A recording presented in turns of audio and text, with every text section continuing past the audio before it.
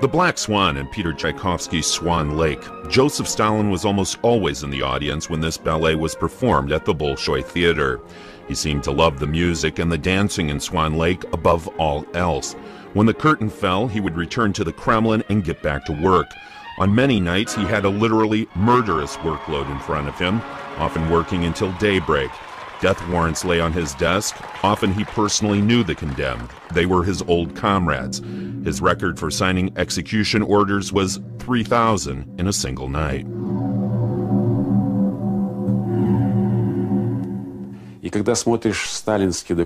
When one reads Stalin's documents, and I've studied his entire personal archive, one is surprised.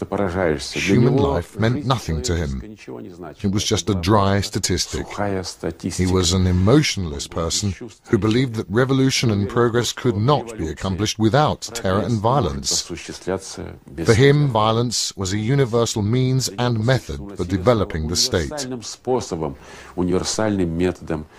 Государства.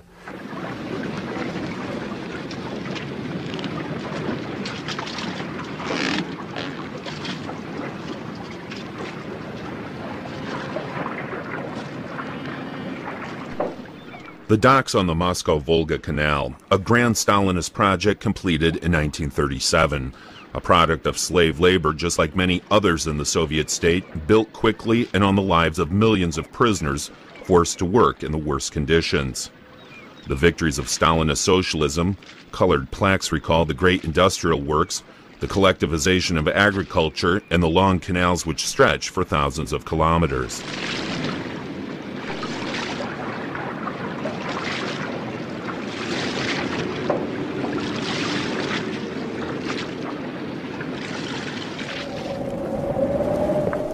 Work on the Moscow-Volga Canal has been ongoing since 1933 without consideration for the forced laborers, even in the freezing cold. This project was organized by the political police. The head of the camp speaks to his prisoners. Your attention for a moment, please. On behalf of the government and the party, and at the initiative of our dear leader, Comrade Stalin, we are now going to begin the construction of the biggest canal in the world, which shall link Moscow with the Volga.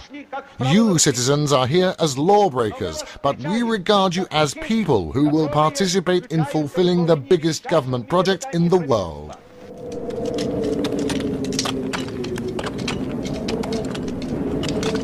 Hunger and hard labor in freezing temperatures kill untold thousands. Deported peasants, priests, intellectuals, and criminals. This human material comes from all over the Soviet Union. The most progressive penal system in the world is planned in advance.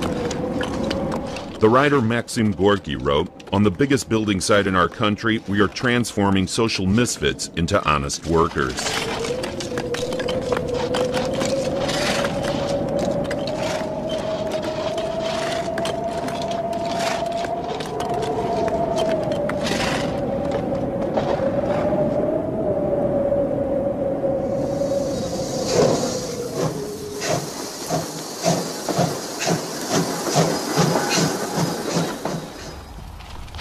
However, the reality is different from the beginning. The dispossessed prisoners are exploited by a power which has no regard for them, and yet record work quotas are still expected.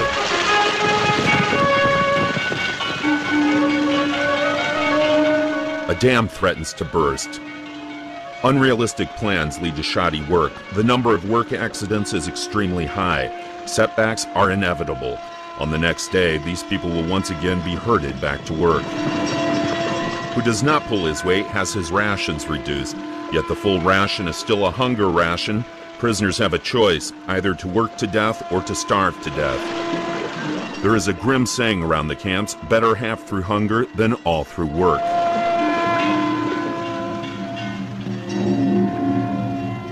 A power apparatus of terror is built. The camp system brought Stalin a whole army of guards who are trained by the military.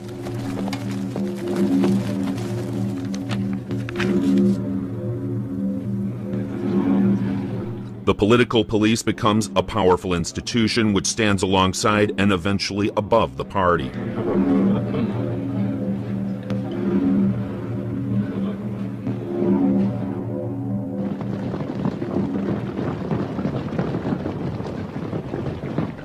The political police have existed since the beginning of Bolshevik rule. A few weeks after the October Revolution, in December of 1917, the Bolsheviks established the Cheka, or the All-Russian Special Commission to Combat Counter-Revolution and Sabotage. The Cheka achieves infamy as a sentry of the revolution and terror of the bourgeoisie. The organization existed until the end of Soviet rule under a variety of names: GPU, OGPU, NKVD, MGB, and KGB. The Cheka used barbaric methods. Even in 1918, it executed thousands of people.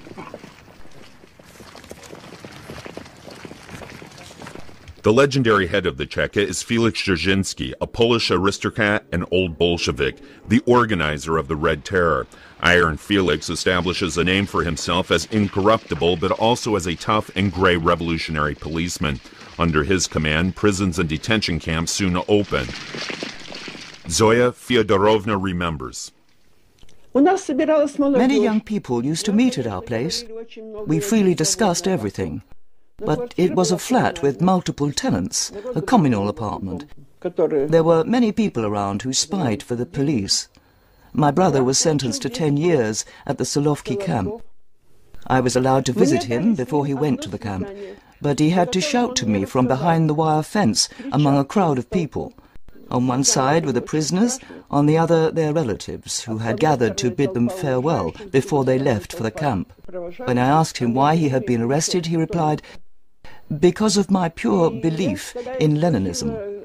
«За что тебя арестовали? Потому что я не знала». Он сказал: «За чистоту ленинских убеждений».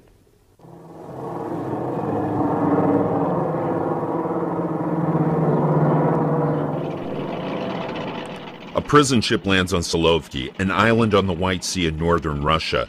During Tsarist times, it was a place of exile for disgraced aristocrats. The island's monastery was closed in 1921. A year later, the political police opened a forced labor camp. This is where the enemies of the Soviet Union were brought to. White officers, rebellious red sailors, anarchists, socialists, social democrats, officials of the old regime, priests, engineers, black marketeers, speculators, and also criminals.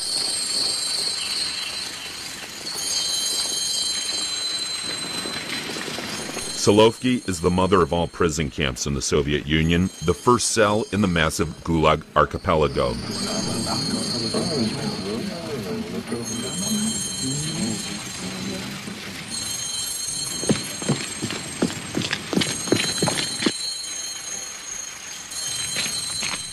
The prisoner population is still relatively small. At most, 30,000 Soviet citizens sit in this camp, but even then, one could be sent to such a place at short notice.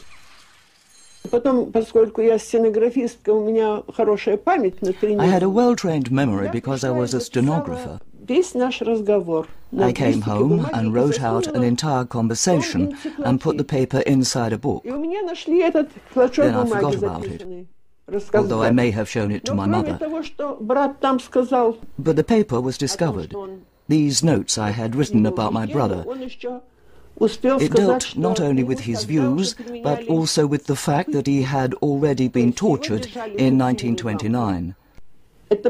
Sometimes he was placed under a very strong lamp. Other times he was taken somewhere as if he were about to be shot. Because of these notes, I spent 3 years in a prison camp.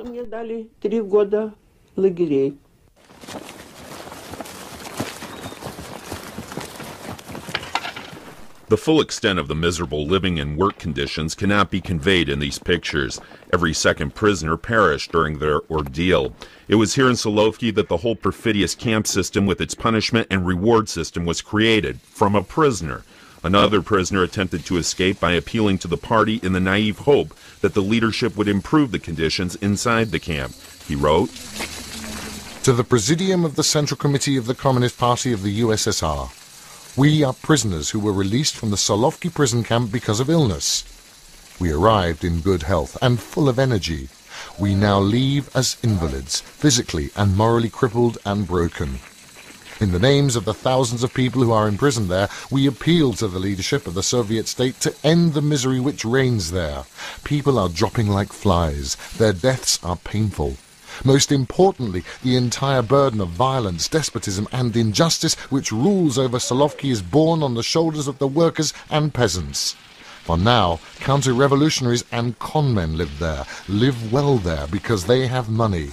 And alongside them, because of the tyranny of the GPU guards, workers and peasants are dying because they don't have bribe money as they work 14 to 16 hours a day in the cold.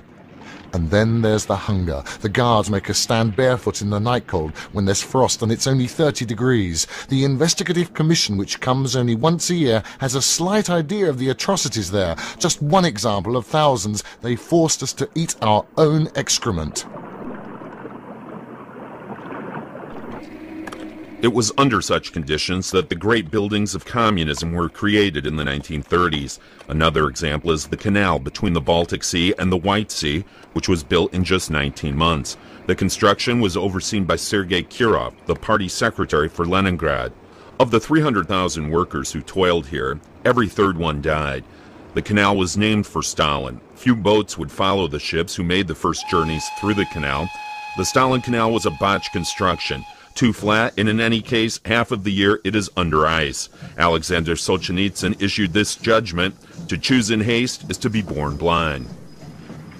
Iron ore in Magnitogorsk, in the Urals, or in Magadan, north of the Arctic Circle. Trains in the Soviet Far East. Oil and coal in Siberia or in the desert steppes of Kazakhstan. Everywhere there was a mass army of slave laborers. The camps are constantly being filled, not just with political prisoners. Some just have bad luck.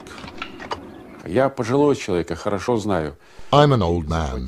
I know this time well. I lived through it myself. People really did have fear and were afraid to speak about anything which reflected badly on the leadership. They did not dare make critical remarks about the Central Committee, the Politburo, and especially Stalin. Every careless word could end in tragedy. On our collective farm, the following once happened.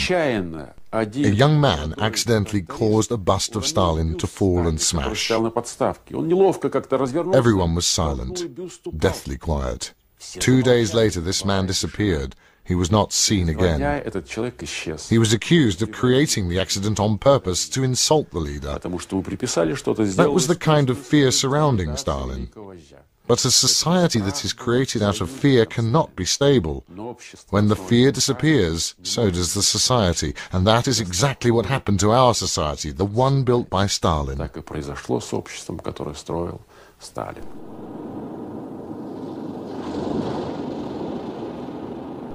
Early 1937, the Moscow-Volga Canal is almost completed. This 128-kilometer-long waterway will link Moscow to the industrial centers on the Volga. The canal is also aimed at improving water supplies to the capital and regulating the river system around Moscow. Stalin appears in person to inspect the completion of this massive project. At Stalin's side is Nikolai Yezhov, the notorious chief of the NKVD political police. This period of the terror is named after him. In Russian, it is known as Yezhovchina.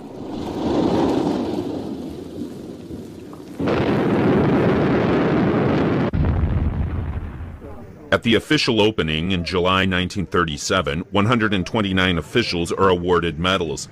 The NKVD and the Construction Collective are paid gratitude. The numerous people who died during the project are not mentioned. Alone in the years between 1936 and 1938, the mass terror cost the lives of 1.3 million people. All the progress achieved in the Soviet Union was built on such barbarism.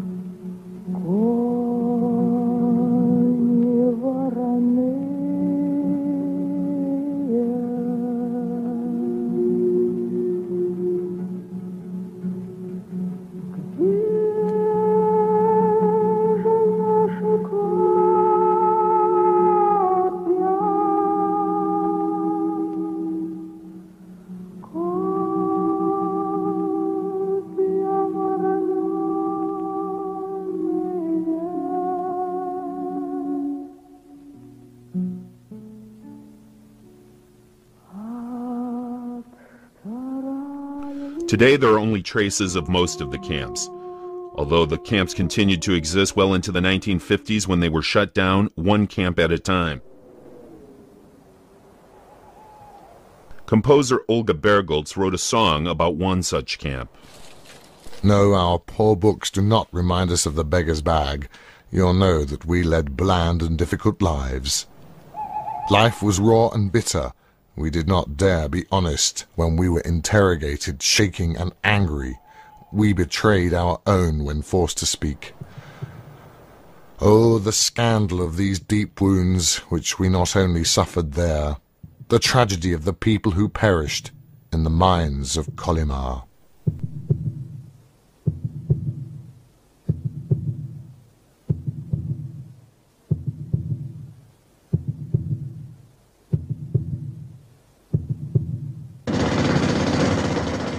An August night in the year 1935, the miner Alexei Stakhanov extracts 14 times more coal in one shift than the normal quota requires. With this record accomplishment, the Stakhanov movement is born. The party promoted this event against the advice of coal industry experts. In front of the camera, Stakhanov's coal workers were beaming, but in reality, they hated him and his imitators. They knew their quotas would soon be raised and that even more work would be demanded of them. Stakhanov was bombarded with awards and honors. He was allowed to meet with Stalin in the Kremlin.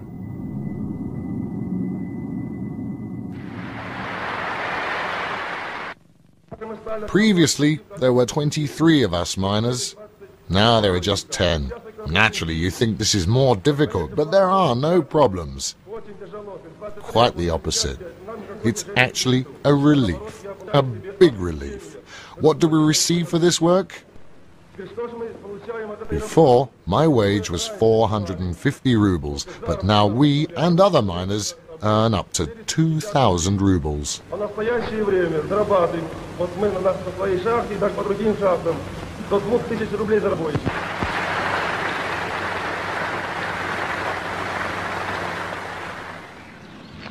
The hero of labor receives his own automobile. This is aimed at inspiring other workers. Everywhere, normal production quotas are raised. Stalin holds a speech against stagnation. Production records are reportedly broken all over the Soviet Union.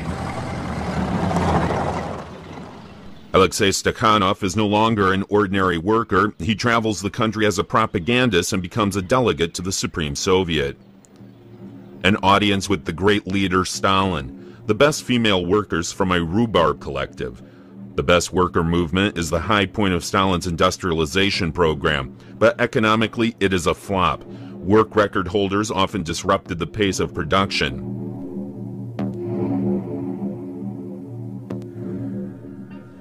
The triumphant return of the rhubarb workers who visited Stalin, at least according to this propaganda film. In reality, they were hated by their fellow workers for disrupting pay scales. A gift from the party. For many years, the gift was a gramophone with recordings of Stalin's speeches, a gift which hardly motivated the workers. Other rewards, such as red banners, only brought symbolic successes. None of these methods could solve the structural problems of the Soviet economy. It was simply not enough and poorly done.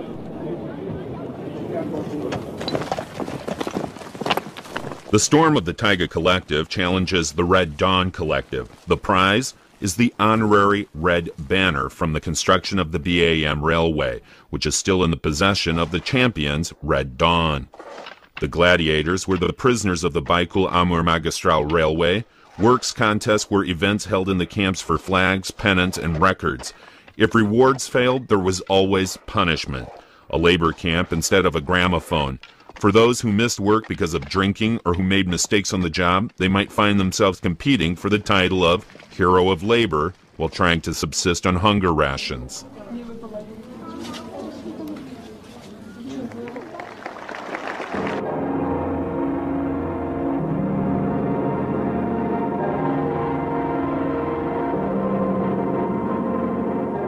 Individuals were selected from the masses.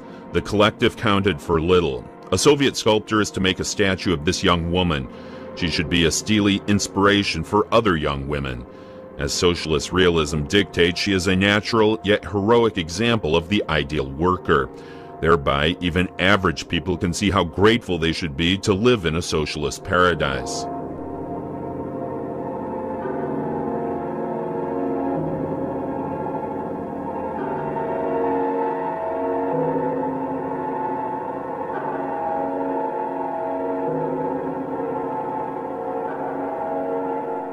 Soon there are more heroes of labor made out of stone and steel than out of flesh and blood. Production continues to lag far behind Western nations.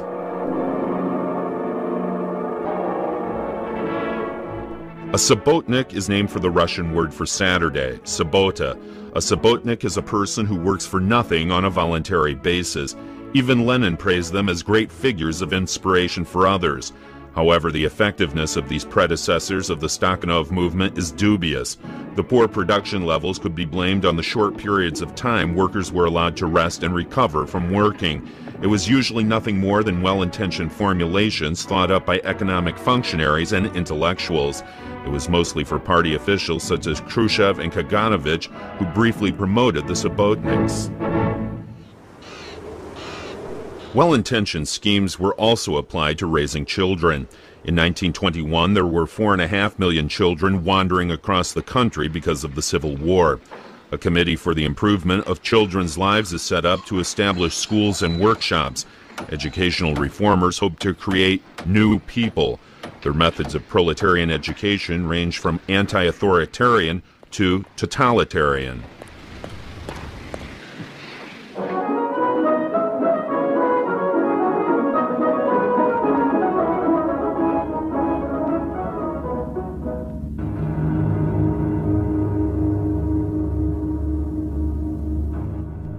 Stalin's poetic remarks on education: teachers must tend to these children as a gardener would tend to his favorite fruit tree.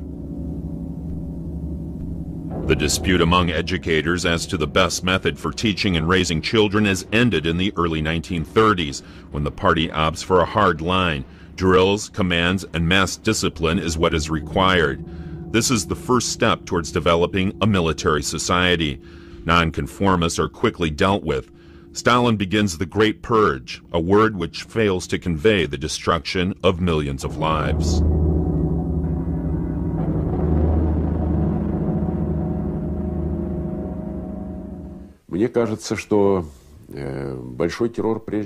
It appears to me that Stalin's aim with the Great Terror was to eliminate any potential opposition to his rule. I repeat, potential opposition, and not those who posed a real threat to him. By 1937, practically no one would think about opposing him. Stalin was at the zenith of his power. Everyone answered to him. He was an absolute dictator with absolute power. But Stalin had the feeling that not all of his methods were being accepted. He understood that there were many who could not reconcile themselves to a brutally totalitarian state, including the old Bolsheviks and others, but especially the intelligentsia. Stalin could not forgive them for opposing the system, even if it was just in their thoughts. And so Stalin resorted to the violent mass terror which affected millions upon millions of people. It was a level of brutality that was unknown in history until that point. Blood flowed like rivers. The wheel of violence began to turn. As the destruction began, people inside the Stalinist system felt compelled to find and reveal enemies of the state. This arbitrary tyranny moved like an avalanche which no one could stop. Которое остановить было непросто.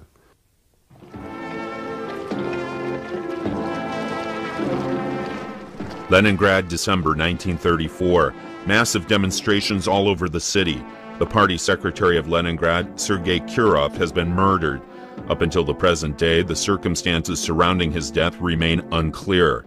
Banners carried the message, "Destroy the enemies of the state." Kirov's murder was a boost for Stalin.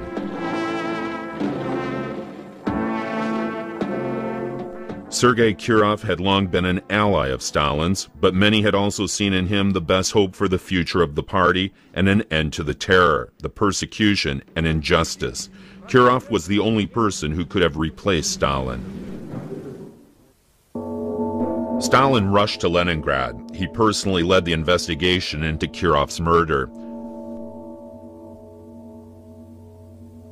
Sergei Kirov was given a state funeral. Stalin kept vigil at the coffin of the man he described as his friend.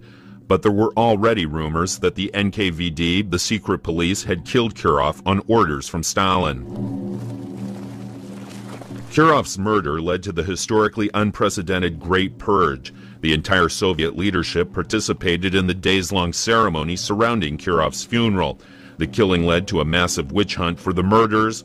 The results of the investigative commission provided both the alleged guilty parties and their primary goal, the overthrow of the Soviet government. Stalin blamed the killing on one of his former rivals, Leon Trotsky. Stalin's one-time challenger was living in exile in Mexico. Trotsky's articles condemning Stalin were published in newspapers around the globe, yet Trotsky's influence inside the Soviet Union was minimal. Cartoons portrayed Trotsky as an attack dog for the Gestapo. Others showed the Jewish Trotsky painted with a swastika. To be branded a Trotskyist in the Soviet Union was the equivalent of a death sentence. Stalin began to eliminate the Bolshevik old guard, including friends with whom he had ruled the country just a few years before. The Moscow show trial cloaked the murders in a legal context. Among those in the dock was Grigory Zinoviev, the old Bolshevik and comrade of Lenin's, who was also the head of the Comintern, or Communist International. In 1936, he was sentenced and executed by firing squad. Lev Kamenev, an old Bolshevik who had been with Lenin in exile. A chief editor of Pravda, in 1936 he was sentenced and executed. The trials were accompanied by rabid denunciations of Trotsky, Zinoviev, Kamenev, the Gestapo. No means were spared to disgrace the condemned. Grigory Zinoviev was described as a cunning bandit. Anti-Semitism was also a part of this campaign of defamation. A year and a half later, Stalin eliminated another former comrade, Nikolai Bukharin, the prominent Marxist theorist whom Lenin once described as the favorite of the party. Stalin and Bukharin had worked together against Trotsky.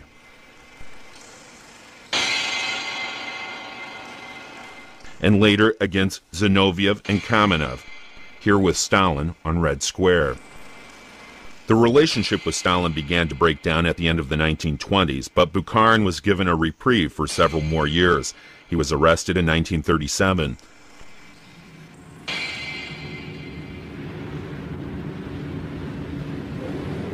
The trial of Nikolai Bukharin and 20 others began in March of 1938. As in the other show trials, the prosecution was led by Vyshinsky, who represented the state, and Stalin. This trial, which shocked the world, was extensively filmed.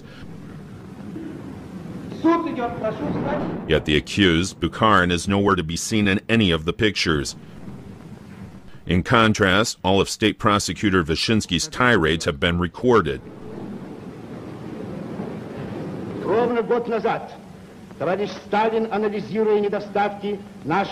Exactly 1 year ago, Comrade Stalin analyzed deficiencies in our work and arrived at the conclusion that the Trotskyite hypocrites must be liquidated.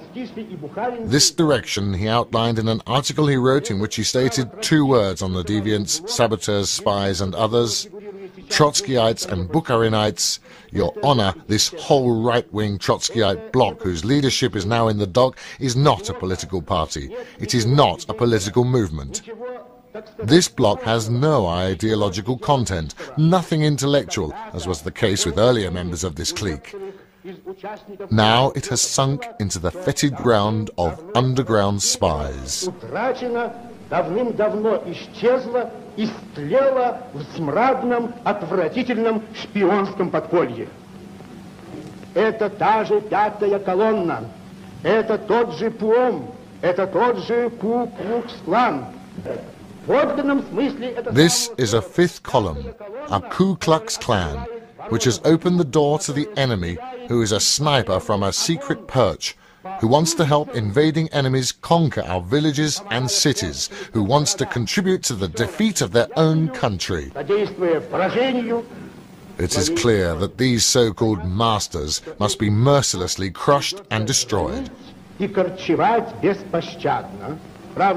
Некоторые из подсудимых, как вы помните, особенно подсудимый Бухарин, делали на этом процессе не раз. Some of the accused, as you remember, especially Bukharin, did not even make an attempt to put a good face on a bad situation. Изображать из себя теоретика. Bukharin likes it, how should I put this, to describe himself as a theorist, a Marxist, in fact, an orthodox Marxist. Bukharin shamelessly lied back in 1918 when he broke with left-wing communists. Bukharin is also telling now lies before the court. Bukharin knew of the plan to arrest Lenin, Stalin and Sverdlov, and who knew of such a plan would also have carried it out. Who is prepared to use force is also prepared to commit murder. The plot has been uncovered. The mask of treason has been torn from their faces, now and forever. Let the verdict be heard like thunder, like a fresh, purifying thunderstorm of Soviet justice. Our entire country, no matter whether young or old, demand only one thing, that the traitors and spies who wanted to sell out the homeland should be shot like rabid dogs. Изменников и шпионов, продавших врагу нашу родину. The masses demand only one thing, to stamp out this accursed vermin. Народ одного. Раздавите проклятую гадину.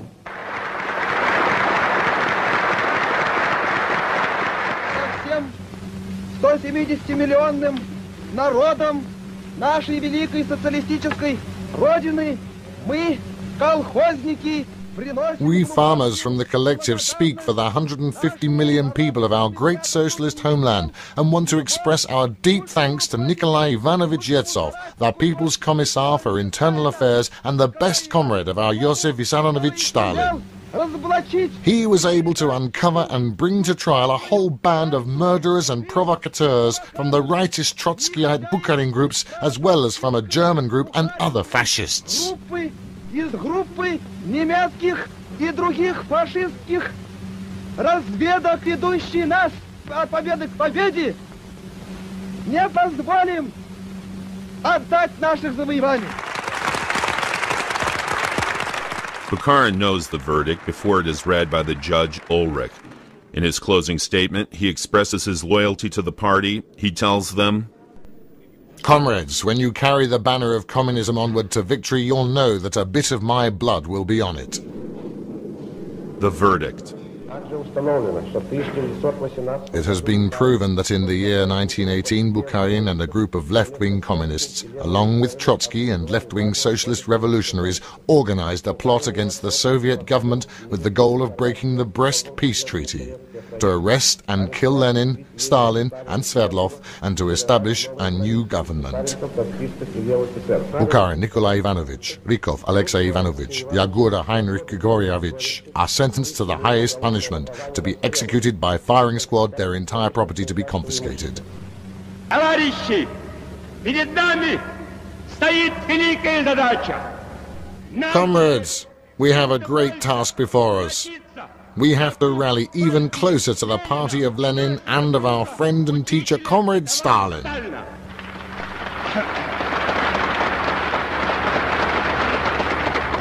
Товарищи, враги хотели Comrades, the enemy wants to carve up our Soviet Republic, but we have our NKVD secret police, which is led by Stalin's truest comrade, Nikolai Ivanovich Yezhov.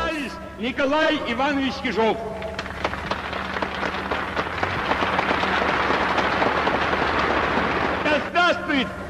Long live our dear friend, the creator of humanity, Comrade Stalin.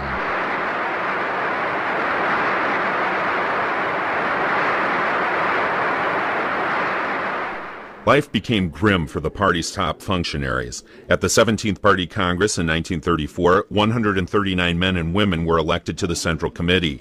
3 years later, only 24 of them were still alive. Young functionaries and new Stalin loyalists came to the fore. Two prominent examples: Nikita Khrushchev, born in 1894, son of a worker, a party functionary. In 1939, he was elected to the Politburo. In 1954, Khrushchev would succeed Stalin.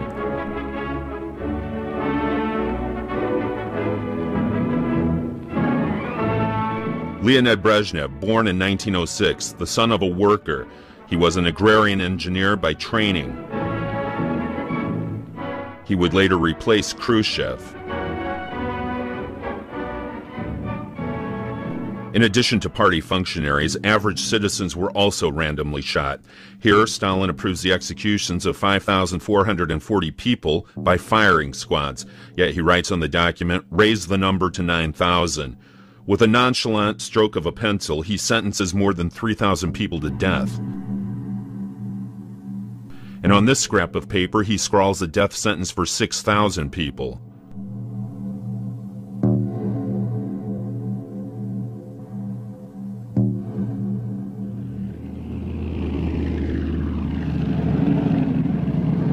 The Soviet dictator himself has never been a soldier, yet he likes to wear a uniform to the parades of the Red Army on Red Square. The Army is the pride of the Soviet state, its commanders are widely respected, and most know Stalin personally. Soviet parachutists on maneuvers in 1936. The Red Army developed the concept of modern warfare in cooperation with the German Reichswehr. This cooperation ends when Hitler comes to power in 1933. Nazi Germany threatens to become a deadly enemy of the Soviet Union. This warning was issued by a leading Soviet general, Marshal Mikhail Tukhachevsky. Напомнить вам, что Германия, германский генеральный штаб, I want to remind you that Germany and the German Army General Staff has sped up the rebuilding of its army. Comrades, it is clear that in the current situation where there are countries between us and Germany which have better ties to Germany than Belgium did in 1914 when it denied German troops an advance. It is clear that German troops, when they want, will find a way to attack our territory. При очень большом желании найдут пути для вторжения на нашу территорию. In June of 1937, Stalin allowed a military court to try, convict, and execute 8 high-ranking officers, including Tukhachevsky. They were accused of plotting Stalin's overthrow with the help of the Germans. After that, almost all top-ranking officers were purged. More staff officers died in the purges than during the Second World War. Only 2 army commanders survived these barbaric waves of elimination. The poet Nadezhda Mandelstam wrote, "The people are quiet, and should remain so. Better to close the mouth, eyes, and ears, and to live."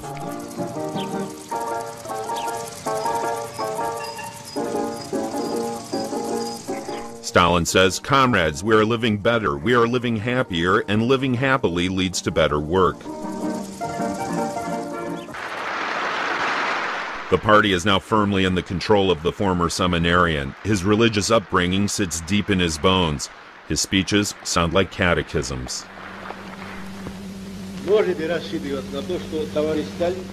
Comrade Stalin knows he has duties to fulfill for the people.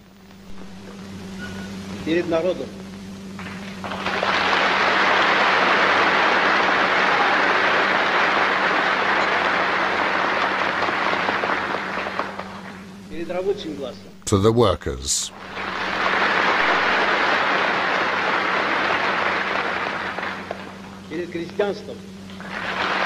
To the peasants.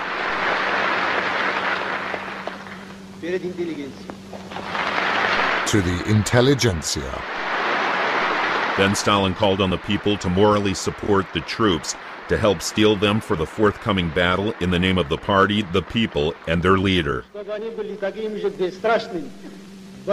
May you be fearless in the battle against the enemy, like Lenin.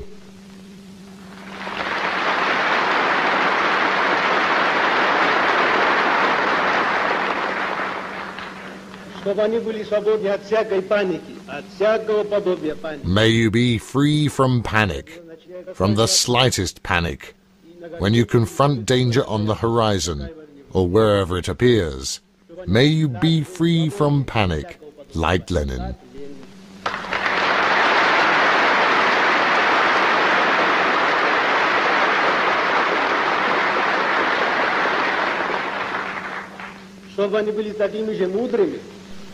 May you confront complex questions by approaching them from different sides, like Lenin.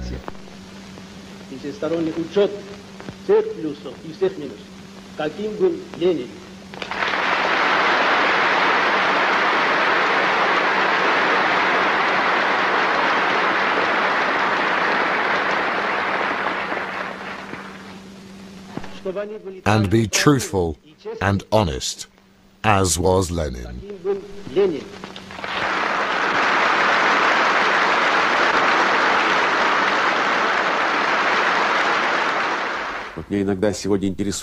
Sometimes I have to ask myself, how would Stalin behave on television?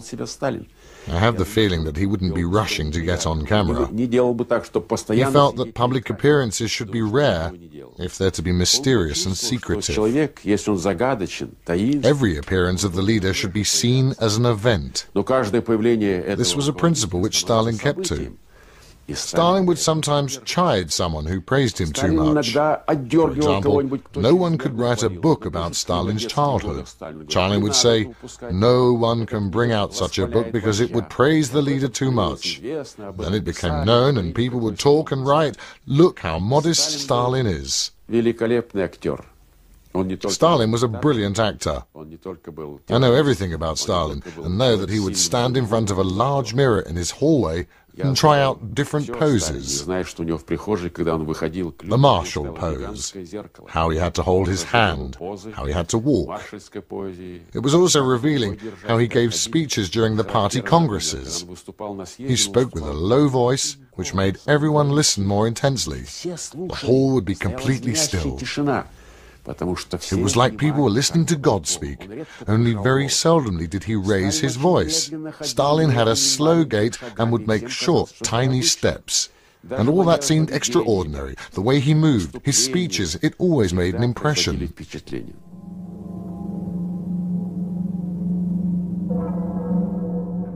Little is known about Stalin's private life. Occasional hunting trips were the only thing which broke up his outwardly modest existence.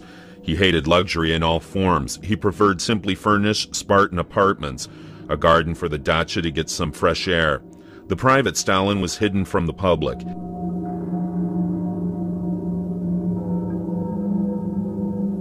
Hidden away, too, were the photos of his scarred and pockmarked face, which revealed the marred face of the great leader.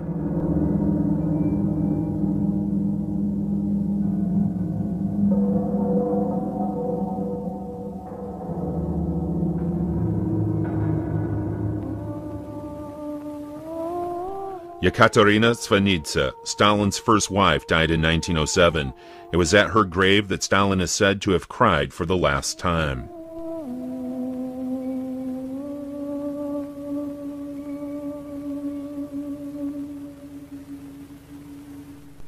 Nadezhda Sergeyevna Alilueva was Stalin's second wife and was 22 years younger. A gymnast, she married Stalin when he served as a minister to Lenin. In the early years, they were able to have something resembling a family life. Here they enjoy a day at Stalin's dacha with Voroshilov and his wife. Later, Stalin only concerned himself with politics. Stalin's cold and brusque manner and his harsh policies greatly affected his sensitive wife. In 1932, she committed suicide. Stalin saw this as a betrayal and refused to attend her funeral.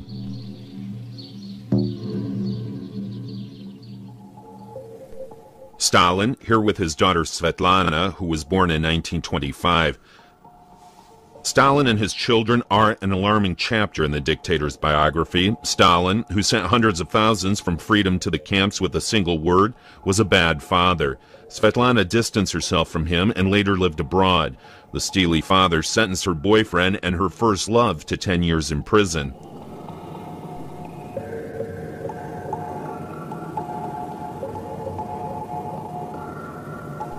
The violent-tempered and weak-willed son Vasily had a brilliant early career with the Air Force.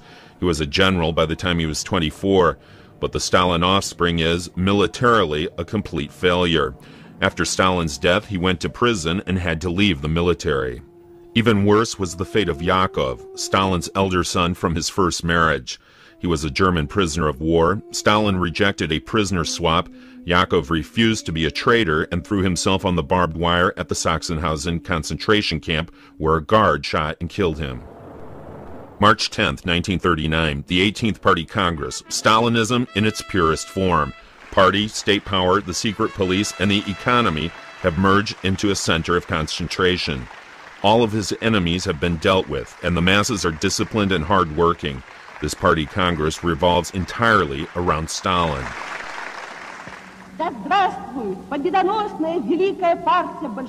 The victorious great party of the Bolsheviks lives. Long live our courageous, powerful, talented people, a people of heroes, a people of creators. Long live our will, our power, our fame, our pride, our love, the flag and hopes of all workers, and long live our dear and wise Stalin.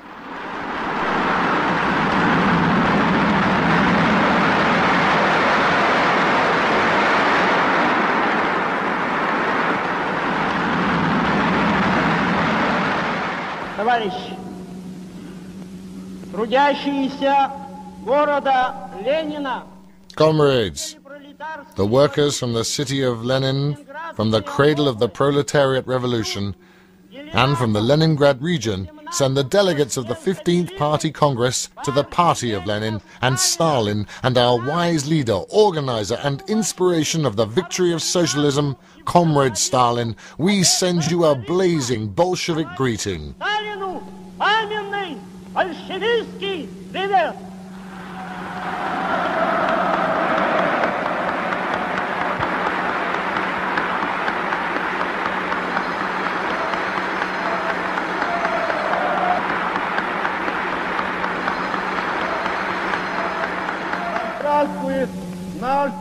Long live our dear comrade Stalin. Hurrah, comrades!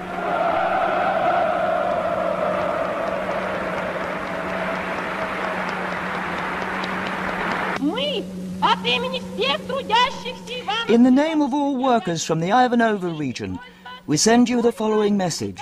If anyone attempts to destroy our peaceful existence and tries to put his pig snout into our vegetable garden, we are in the position to switch over to equipment and machinery and weapons, and will shoot at all enemies of humanity.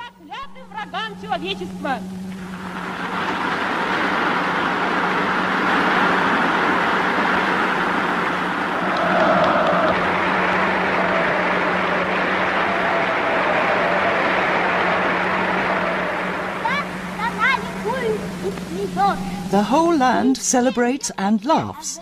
Everyone is happy, because we have a good life. We are the children of this great country.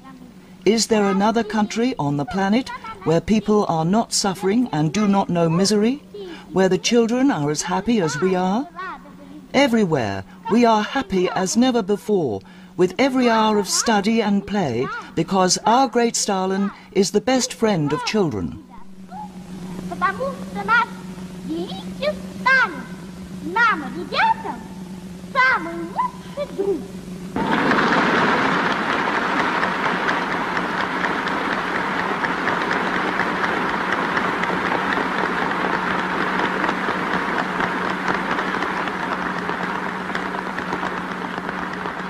This gift was made by our mothers, who asked us to present it to Comrade Stalin personally.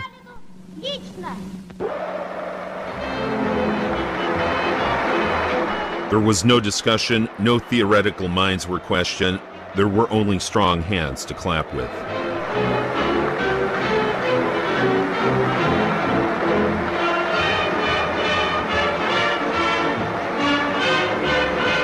At this party congress, the Bolsheviks referred to themselves as the party of the best, as in where the best sons of the working class and the working peasantry gathered together.